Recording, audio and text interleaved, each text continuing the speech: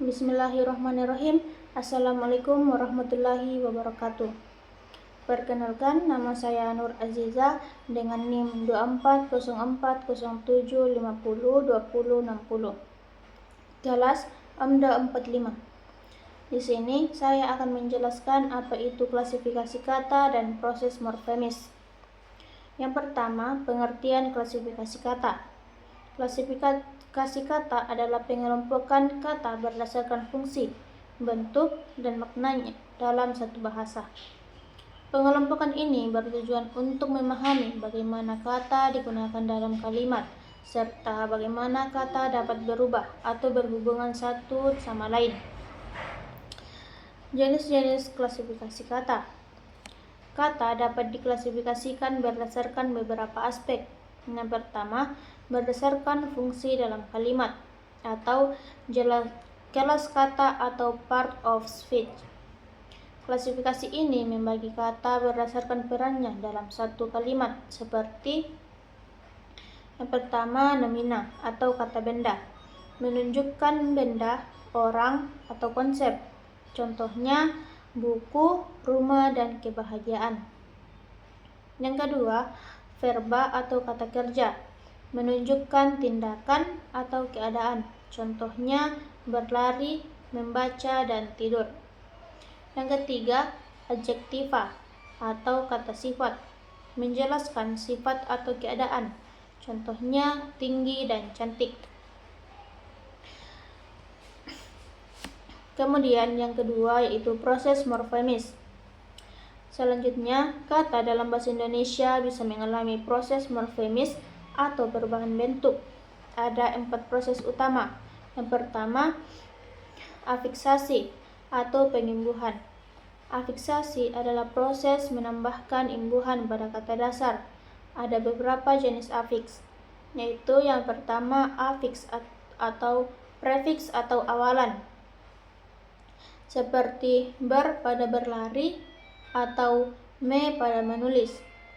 Yang kedua, sufiks atau akhiran, seperti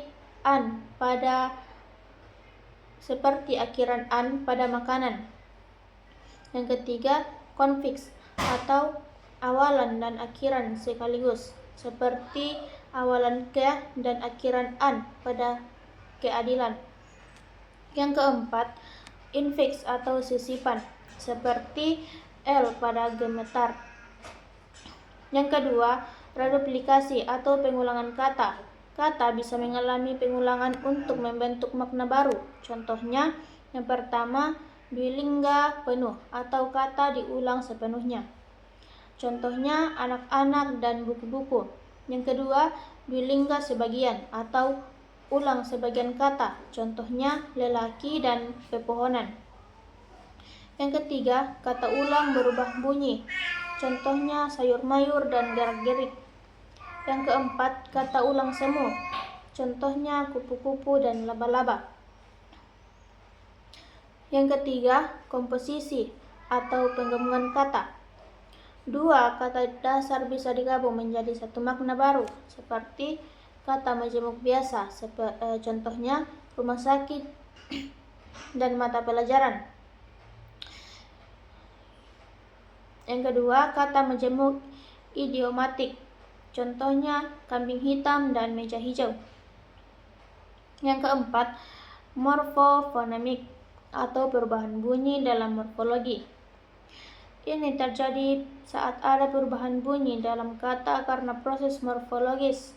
Misalnya, me ditambah pakai menjadi memakai, me ditambah sapu menjadi menyapu. Jadi kesimpulannya itu pembentukan kata dalam bahasa Indonesia melibatkan berbagai proses seperti afiksasi, reduplikasi, komposisi, dan perubahan morfofonemik. Memahami proses ini membantu kita dalam memahami dan menggunakan bahasa Indonesia dengan lebih baik. Sekian penjelasan dari saya.